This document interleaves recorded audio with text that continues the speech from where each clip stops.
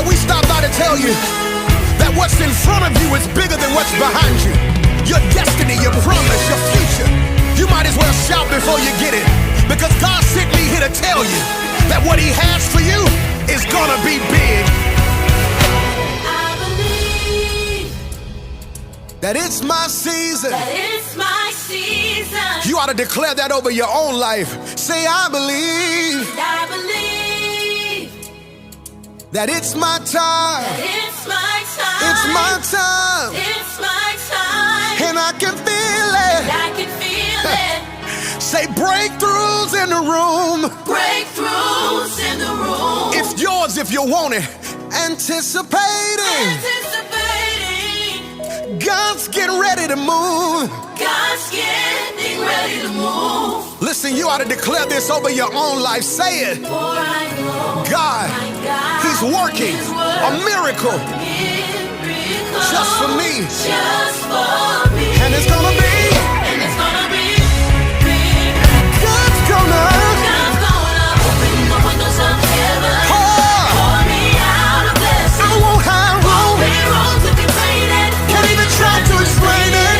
But it's gonna be big. God is gonna blow your mind. God is about to blow my mind.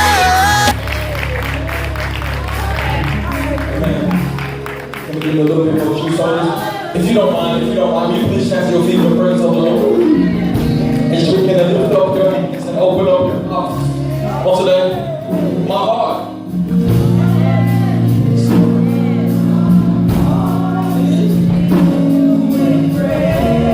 Right when you gonna open up your mouth.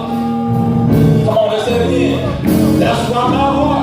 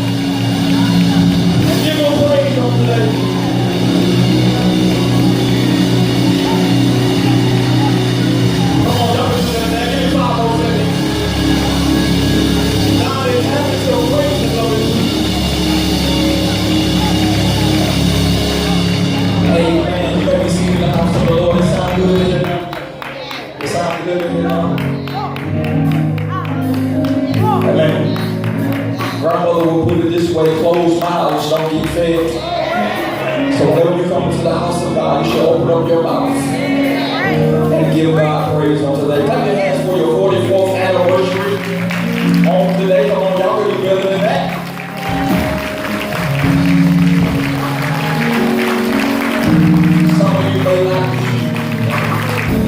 be aware of it, but there are thousands of churches closing every Sunday in the United States of America.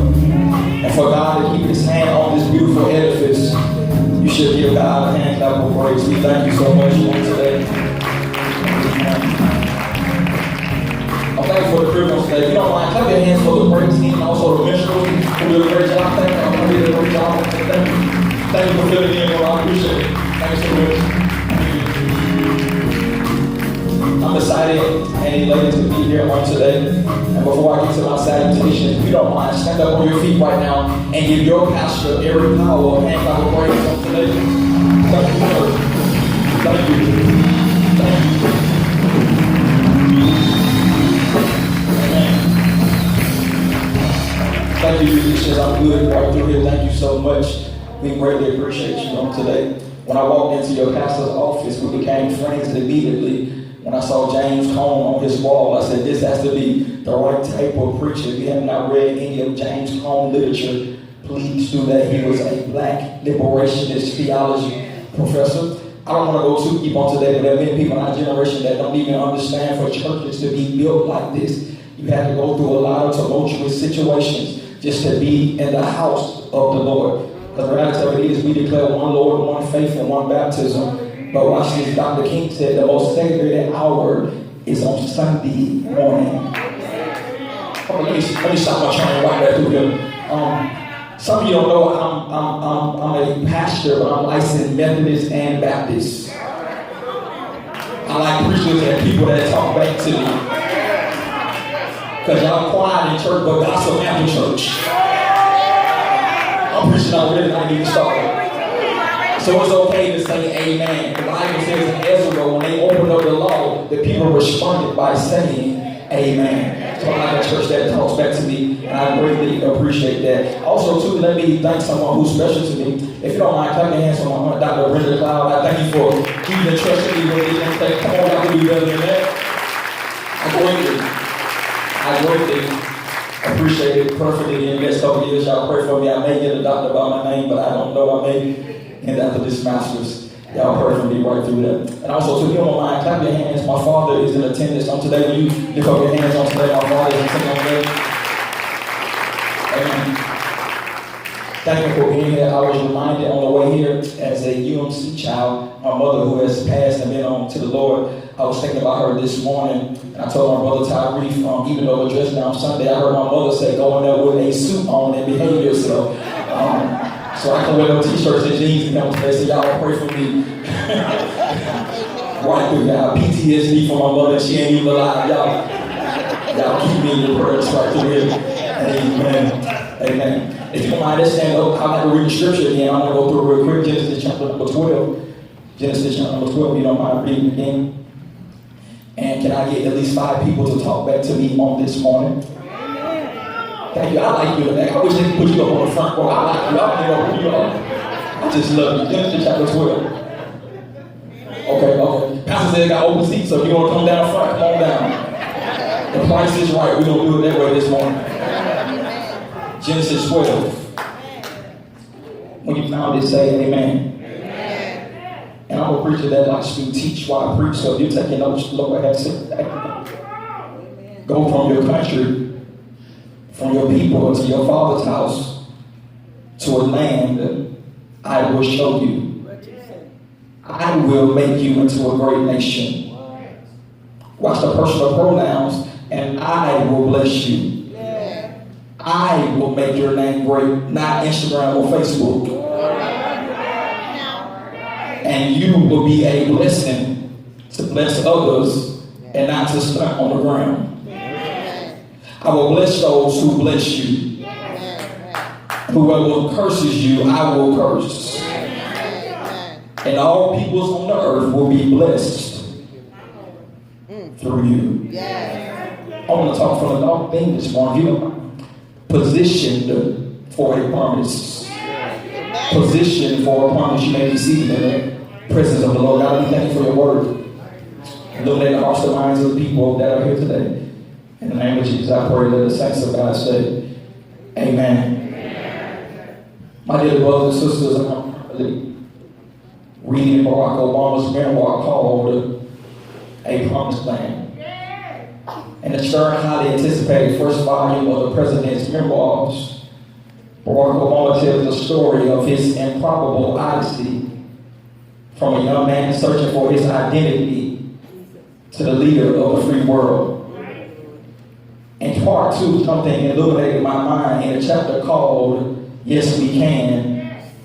In March of 2007, Obama declared that he embarrassed himself at the healthcare forum in Las Vegas, Nevada, in front of his Democratic peers such as Hillary Clinton and John Edwards. Obama declared that he mumbled, he and on stage. Can y'all hear me?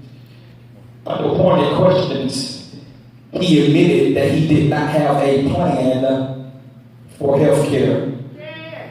After this debacle, the Associated Press ran a story that was picked up on a news outlet. And it is titled that Obama is all style and little substance.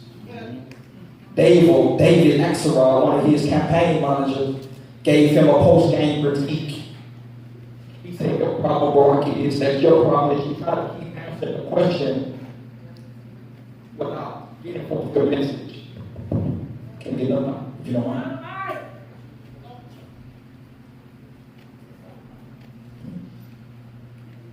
Thank you. That sounds better. He said, you keep trying to answer the question without getting your message across. What are your values? What are your priorities? That is what key people care about. The problem with Barack Obama in debates was he was trying to give a lot of information, not knowing that politics is not about information, but it's about emotion. That people don't even know the facts to the policy. They just want you to say something that lines up with their partisan ideas. Barack was upset with Axelrod because he was telling him the truth. By himself, Barack realized that he had to alter his game plan if he wanted to make it to the promised land to be the president of the United States of America. Yeah. Amen. It blew my mind when I was reading it because the Holy Ghost tapped me on my shoulder and said something to me so amazing. That failure is just a speed bump to success. That whenever you see a great success, you also see a big failure. The reality of it is Barack Obama to some is seen as one of the greatest orators to walk the United States of America. But in his first debate, he failed miserably. My assignment on today is to talk to a couple of people, young and old, that is giving up on the promise that God has given you because you let failure make you forget about your future. And the reality of it is the difference between successful people and unsuccessful people is their ability to get over failure. You cannot get anywhere in life without turmoil. You're not going to get to the other side of the rainbow without a storm. And we live in a generation of millennials who want everything quick because we are in a quick minute generation. But success takes time. Success, in other words, for some of you remember this, success is just like grandmother, watch this, put in roast beef in the crock pot. She did not wait till Sunday morning to cook the roast beef, but on Saturday night she put it in a low heat and told me, watch this, I gotta let this roast beef simmer and take its time. I know some of you can relate to this on today because many of you want success to be overnight. But anything that comes quick is not from God. But anything that comes quick is for Satan. I want to talk to a couple of people on today. You are thinking about getting your degree. You're thinking about opening up the business. You're thinking about going in ministry. But your problem is not Satan, but your problem is yourself. You doubt yourself. Even in psychology, they teach us that many of us cannot succeed in life. Please don't miss this because we have stinky thinking. This is why one writer said the biggest war is not in Vietnam. The biggest war is not in Watts, California. But the biggest war that takes place every day is between your ears. What do you have? I appreciate that y'all responding in your mind. And I'm talking to a generation of people on today that God wants to do something great in your life, but you have not learned to have resilience in the midst of opposition. One of the reasons that we're standing here even on Sunday morning, watch this, because our forefathers and our ancestors, they had a backbone and they fought for everything that they have. But now we're in a generation that did not earn anything, did not fight anything, so they don't have any backbone to fight anything.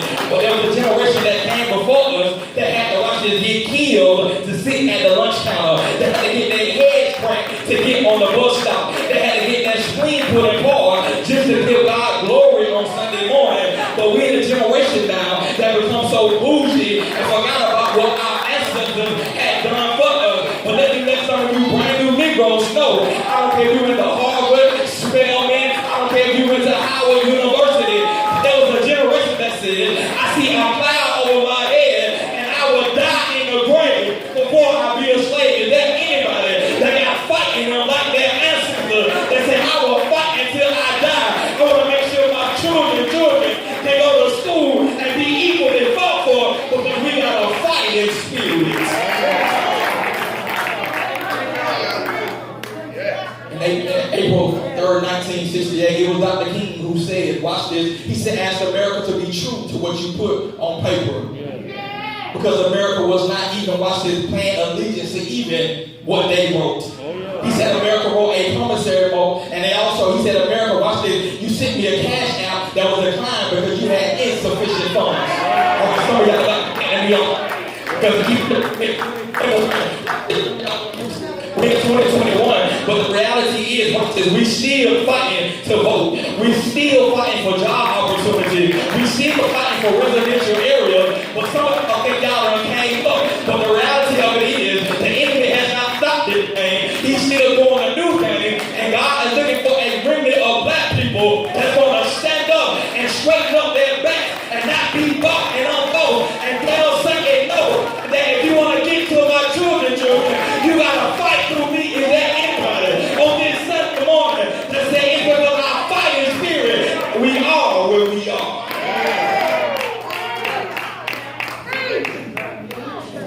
We're not a generation of preachers and preach people. Watch this. Don't even know Fannie Lou Hanger, but you know Cardi B.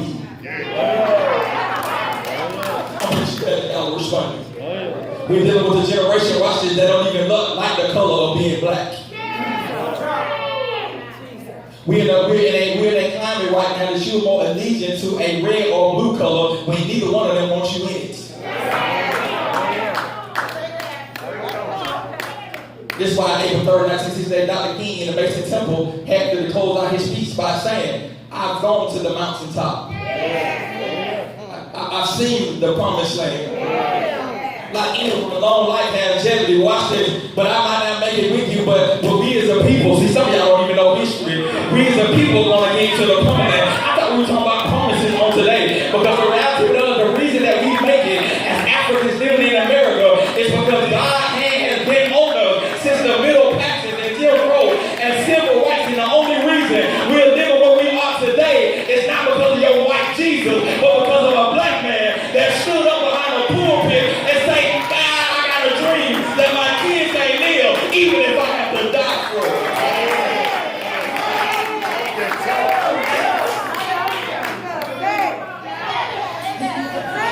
And some of y'all, you thought your white Jesus at the church saved.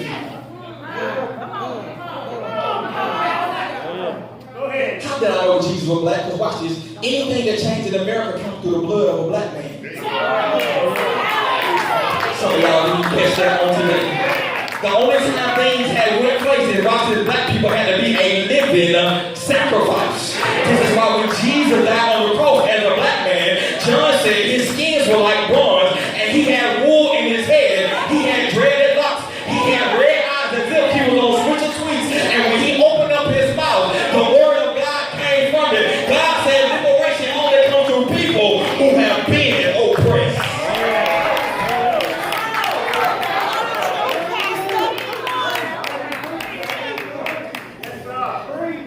And in the text, we are introduced to a name of a man named Abraham, who was a man of color.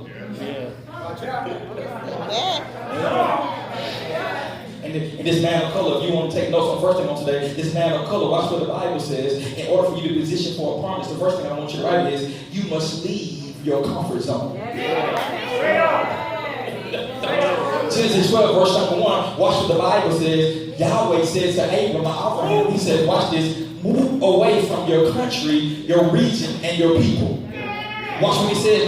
Number 1, he gives him 3 dimensions of which he must leave. If you take a note, he has to leave his region, the Urs of Chaldees, his relatives, his kin people, and his religion, and his idolistic gods. God said, number 1, in order for you to get into a promised land, you cannot get anything by being comfortable. He tells Abram, watch this, I'm trying to help some of you, let me modernize today. He said, many of you, watch this, God can never bless you because you want to be comfortable with Pookie and Ray Ray them.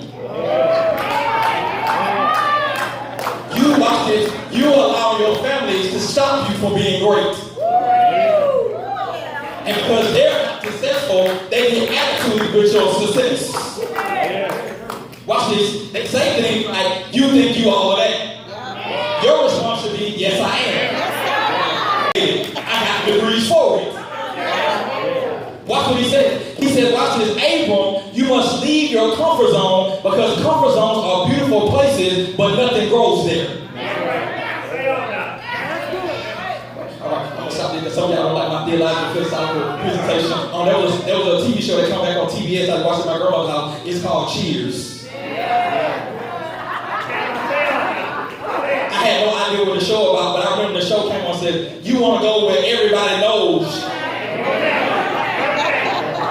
And you're happy the people that are glad that you can't. He said, watch this, your problem is, watch this, God is trying to give you a new name, but you like your old name. He says, you have to get out of your comfort zone because you cannot grow up being at home. Y'all don't like my theological, so let me help you. This is why Dorothy had to leave home to figure out who she was. Watch what happens. Even a mother eagle, watch this, will take the eagle and put it in her mouth and throw the eagle out the nest and then watch the eagle drop precipitously because they want the eagle to get out of the comfort zone.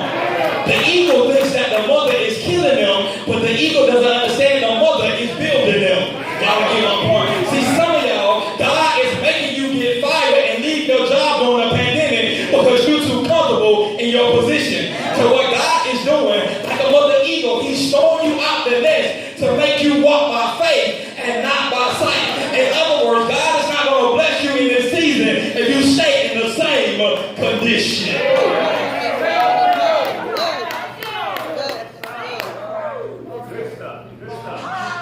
How do you want more money but you like working the same job? Watch it, because you're comfortable getting paid for being on Facebook all day. You don't want to work, you just want a title. And God said, watch this, many of us, watch this, our problem is we don't want to leave our comfort zone. We want to be around people who are doing nothing all day long. It amazes me when I go to MLK and I see the people, they walk up in the street down all day long, looking fresh with cell phones, doing nothing. I don't like this type of preaching. Alright, let me give you the Bible. Jesus says, the blind follow the blind, and they both end up at defects. Some of y'all don't like that. Watch this. Your company is an indicator of your currency. Who you hang around dictates how far you can go. So if you are ignorant and you hang around ignorant people, you're going to act ignorantly. If you're broke and around broke people, you're going to remain broke. And this season, you got to tell some of your people, I'm taking you off Facebook, I'm putting you on call block, but I've made up in my mind in this season of my life, I want better for me, my children, my life. Is there anybody that wants to go to another level in their life, even if that means I got to cut some people off?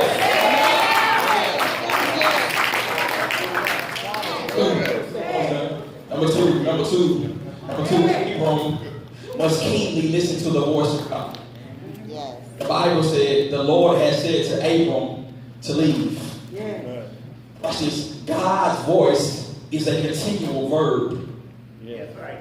That's right. Yeah. It is not, thank you so much, this out right. It is not past tense. That's right. It is continual. Yeah. Watch this. We listen to not what God has said, but what God is saying. Watch what it says. He said, watch this. Jesus says, my sheep don't know my word, but they know my voice. So even right now, on your Siri phone right now, you have a voice activation. And watch this. Siri only responds when it recognizes the voice. So what you say to Siri is what you will see on Siri. What you say, you will see. When God created the world or the cosmos, He didn't touch anything, He spoke it. The Latin word is creation ex nihilo, which means God spoke it into existence without having pre-existing materials.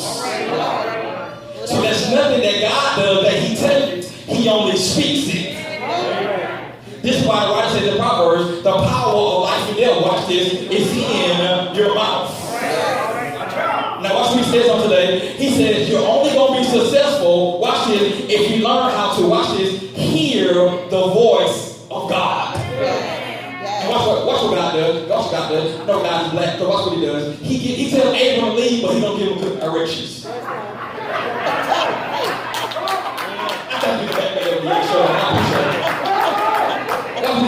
He said, Abram, he said, I want you to lead to a place I'm going to show you. Now, let me give you his story. Abram is a nomadic person, so it means he used to, watch this, traveling and living in the area. However, nomadic people live based upon, watch it, where they can find resources to live. They move with an intention. But now God tells him, I want you to move without direction. I'm telling you to leave Atlanta, but I haven't done it for you. He said, the problem with you, I'm trying to help you out. Watch this. You are always in other people's business and God's business. And watch it. He said, your problem is you want all the details. And God is not a detailed God. He says, watch this. I want you to go, and when you go, watch this. This is a faith journey. Watch what he said. I'm trying to help you. There was no GPS system. There was no map to navigate him. God is so trifling in this text. He even gave him astronomical signs like He did the wise men. He gave them nothing. Why you saying that to preach on today? Many of you going to lose your mind. Please don't miss this because you keep trying to walk the facts and not faith. Amen. Come on now. That's good. That's good. So if it don't make sense to you, you don't think it's God. But God never makes sense. I appreciate that. Watch this. God doesn't make sense. What God says? He tells Moses, go to the Red Sea. And the right guy in your hand lifted it up and he go.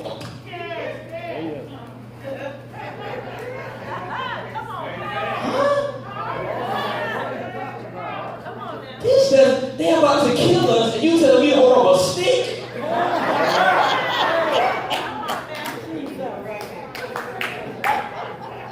Can you send some angels? Hold up a stick? He tells the man with leprosy, go to the Jordan and dip yourself 7 times. Can I get some calamine lotion or something?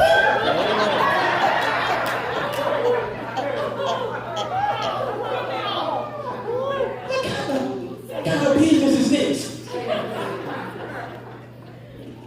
God does. He tells them, he said the problem maybe was just like Moses is, watch this, you think man is great.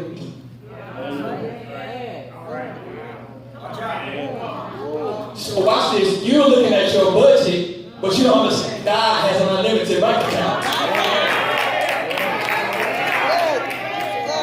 2 Corinthians says, we walk by faith and not by sight. So if I can see it, it's not God. But if I can't see it, God is in it. Some of you don't believe this. Many of you, your problem is you have vision. That's your problem. You can see it. Watch this, because a blind person has to move by, watch this, instincts and sounds. Amen. And watch this, now here you Holy Ghost. Many of you right now, you will not become entrepreneurs because you're looking at what you don't have. And you don't understand, watch this, God told you to do it. He's a host of it. Yeah, this is made by church people. Many of us come in church and can't give God glory, and you know you broke.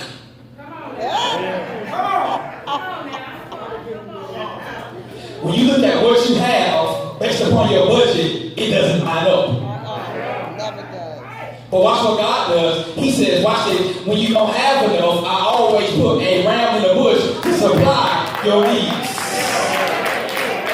See, some of you, watch this, you need to have a flashback when you was on Marta and didn't have anything. But now your luxury car has given you spiritual amnesia to forget the God that has brought you out of the good of Cleveland Avenue to the 5-bedroom house that you have. Is there anybody like me on Sunday morning that say, I'm so thankful for Jehovah Jireh because when I did not have enough, you put food on the table, clothes on my back, I did not miss a meal, and I'm thankful for God being faithful even when I was unemployed.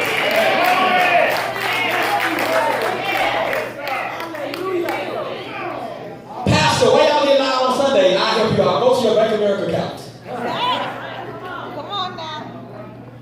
Because you think you make it by yourself. And he said, Abel, now watch this. This is a faith journey. And if you don't have faith, you will not succeed. Why you say that, preacher? Why do you question God, but you don't question oxygen? Why do you question God, but you don't question, watch this, you don't question, watch this, you don't even question COVID and you never even seen it. You got masks on too because of what they told you. But you never thought, how can two people in the same day and one get COVID and the other one don't, but they tell you social distance. But you want to question God. It may think about church people, they watch this, they watch what church people do. Pastor, it's a pandemic, I can't go to church, but I saw you at Panama Beach. So the problem is, watch this, you don't believe even what you profess. It sounds good in church, but it don't work for you in life. It baffled me, Pastor. I'm making in trouble. I'm done arguing. I got one point. It baffled me that we can't go to church during COVID, but I answered went to church and they were blowing up churches. Setting on fire. Killing them. Oh, Pastor, I might get the vid. What is this? What happens to our faith? What happens to the faith of the saints that believe God for the impossible? What happened to the faith of the saints who did not have health care, but they still believe God for healing? What happened to the faith of the saints that didn't have down payment for a house, but God still got them a house with jacked up bricks? What happened to the faith of the saints that said, no matter what goes forth, I'm still going to be a child and a saint of God? He said the problem with the church is, watch this, you have moved too much towards facts, and you have relinquished faith. And I'm done. Watch it. This is the last text. I love it. Verse number 3. Watch what he says. I love it. He says, watch this. This is the last point. You must allow God to be God. Verse number 3. Watch that. Verse number 3. He said, watch what God said. Verse 1 through 3 has 6 pronouns in it. And all of them are I, and it ain't referring to you.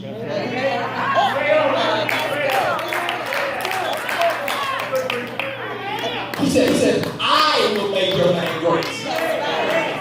I will show you a land. I will bless those who bless you. I will curse those who curse you. I will make you a great nation. What the problem is, many of you watch this, you have removed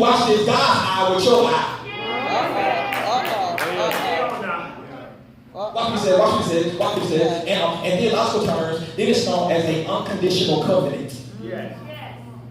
There is not a if clause in this covenant, meaning, watch this covenant is going to work with or without you. Say no.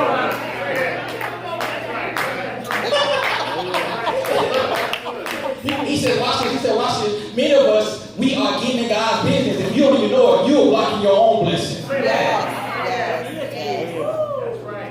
Y'all believe me? Let me give you a knowledge and give that. My mother, she's cooking collard greens at the house on Thanksgiving, and I was so trifling. I would wait till she go to her room, watch it, and try to sneak to the kitchen and get some collard greens.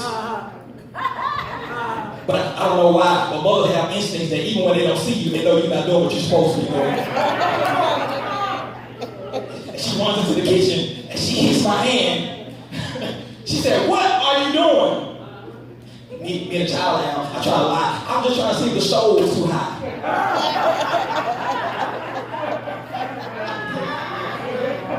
She said, "Get out of here." I run back to my room.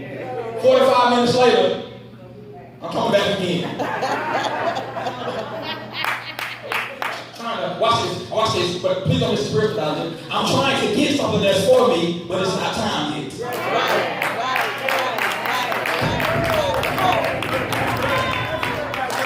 I went back to the kitchen. And I go put my hand on the stove. This time she don't talk, she hit me. And watch what she said, please don't miss it. Watch this. Stop touching something that you're not preparing.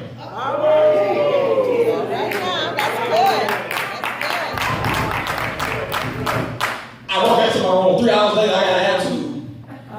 Screw it, I don't even want the greens no more. But watch what happens. Like God, watch what she does. When it's my time, watch what she does. She says, "Kasin, come to the kitchen." Y'all miss it. Because watch it. When it's your time, God will send people to you. You don't have to go look for them. I run to the kitchen. I got an attitude. And she said, watch it. She put the greens in a little cup. She says, "Taste these greens." Now I'm a man full of ego. I try to act like I didn't want the greens, knowing that I want it.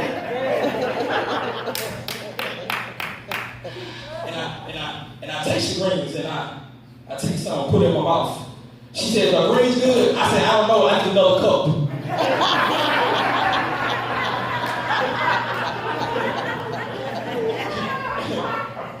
She gave me another cup, and I watch it. I taste the greens, and they're good. And they're good. And watch what she does.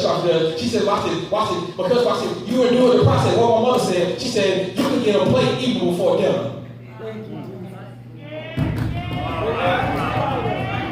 So I was able, watch this, to get something prematurely because I, watch this, waited out the process. So watch this, I got something that other people didn't have because I was able to endure the process and did not meddle in my mother's business. Some of you are about to miss a breakthrough because you keep putting your hand in the greens, messing up what God is trying to do.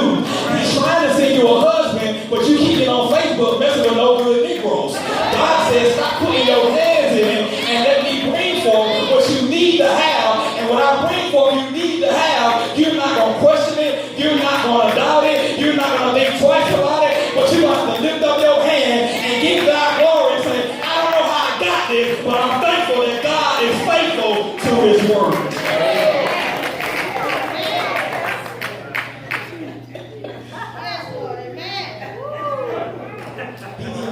He tells Abram, he says, watch this, he says, you don't even know it, but you're in a fixed fight. God says, watch what God says. He says, the fight you're in, I've already shaved points on it. It is designed for you to win because watch this, my hand is in it. He said, watch this, and then this is what we done. And he said, watch this. He says, on your journey to the promise, I'm done right through here. He said, watch this. Please do not give anyone or anything energy that's against you. He said, watch this, because watch this. Those who bless you, I'm going to bless. Those who go against you, I'm going to take care of it. See, some of you need to have the hood mentality that back in the day in the hood, you had a brother or sister, you would say in the playground, I'm going to be right back and I'm going to bring somebody with me.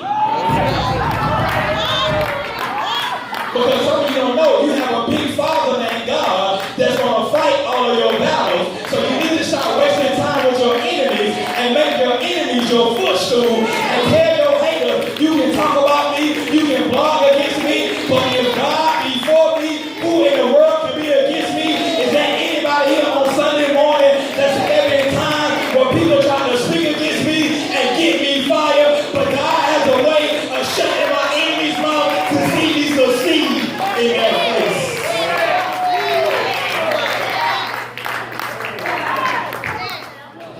I've been in ministry now 16 years. I've been in ministry 16 years. I've served in many capacities. And one thing I love about God is even in church, Pastor, you can high five me on this. Even when members against you, God will get rid of them. Because you think, watch this, you fighting a man, but you don't know who behind the man. I know some of you don't want to hear this, but you have to be careful about who mouth you put on. Because some people you don't like, God likes. And when you don't like them, God don't like you. It's quiet right through here. The church people will cuss the pastor out. And the pastor don't speak, you change the memberships.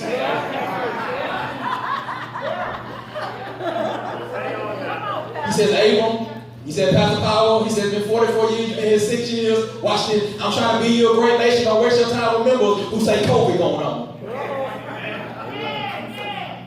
Don't waste your time with people who don't want to do the work of the kingdom. Because watch what God said. God said, those who are not with you, I will get rid of them and I'll send the folk that you need.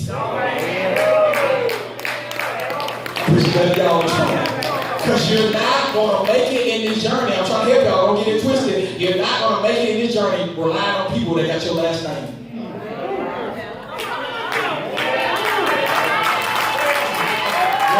2, 3, 4, 5, 6, 7. And you know I'm talking to you. When you go to the front of you ask yourself, am I related to them? These folks are crazy.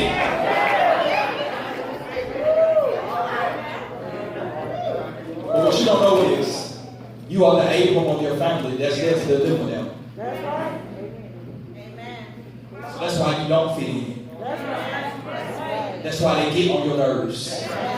That's why they call you when they need something. God puts you there to be a spiritual agent on his behalf to liberate your family.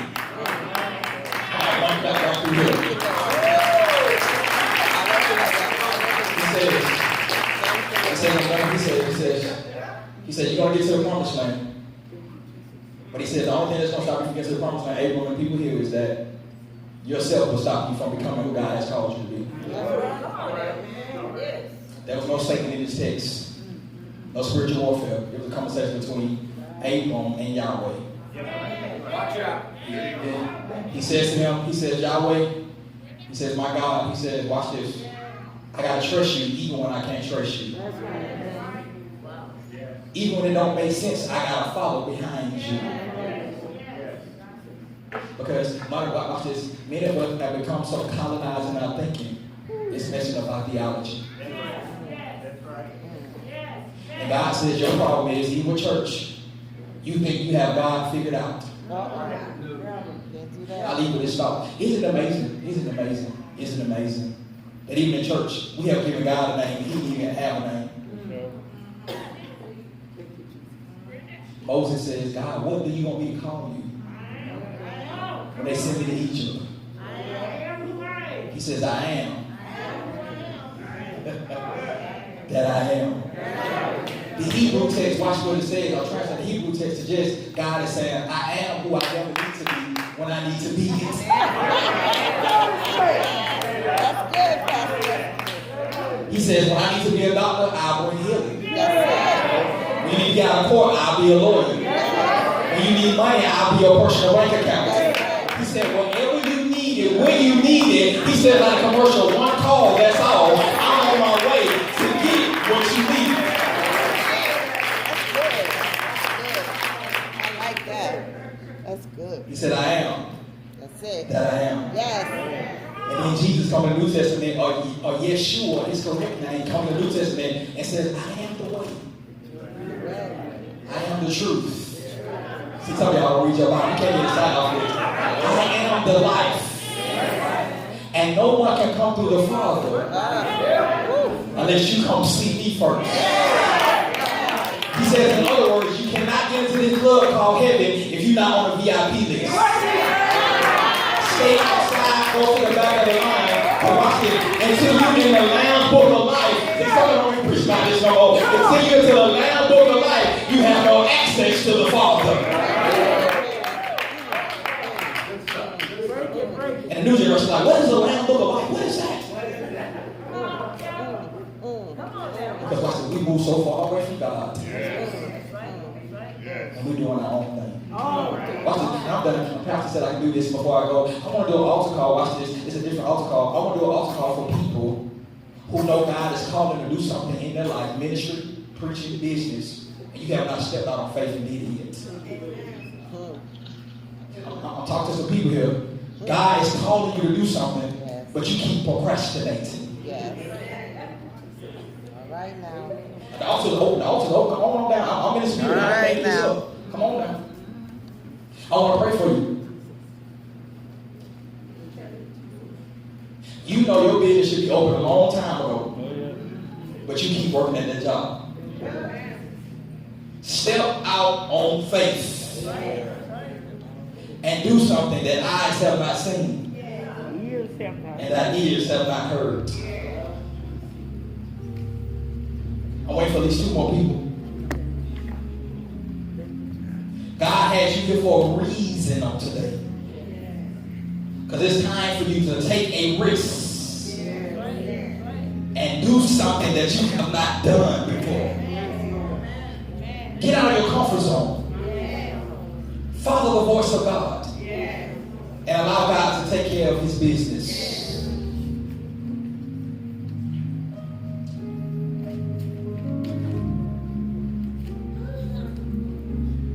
I'm waiting on at least maybe 1 or 2 more people.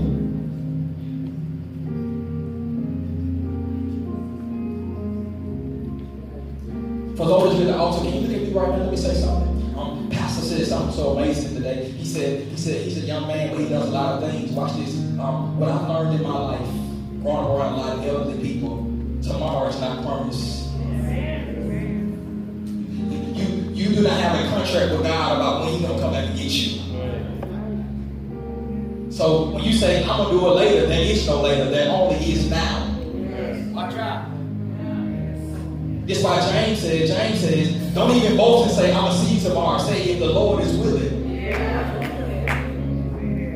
Because watch this. Y'all don't believe this. We have altar calls for everything else but the spirit of procrastination.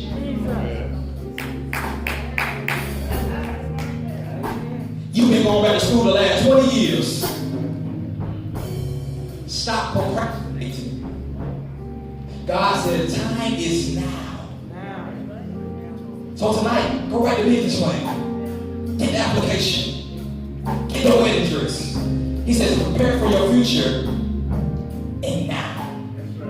Congregation, if you don't mind, lift up your right hand of faith towards the people down forward. Father God, I thank you for every person that is represented on today. I thank you for every person that is represented on today. That you will touch their minds, their hearts, and their spirits on today. And enable them, watch this, to get over the hurdle of fear and step out on faith. God, I believe by faith on today that you will restore everything that they've lost through the spirit of procrastination. But everything that they're in need of or in want of, I pray, God, that you will touch them on today to make sure that it gets done. Send them the resources, send them the people, send them the opportunities, and enable them, God, to leave that comfort zone and do something that enables them to have a great nation. I pray right now for clientele. I pray right now for opportunities. I pray right now for everything that they touch. It shall be open unto them. Because you are the God that's able to do the exceedingly, the abundantly above all we can ask or think, according to the power that works on the inside of us. And I believe by faith that this prayer is sealed in the name of Yeshua. And I thank you today. I love you today. In the name of Yeshua, that all the saints of God say, amen. Amen. Clap your hands today for the word of God.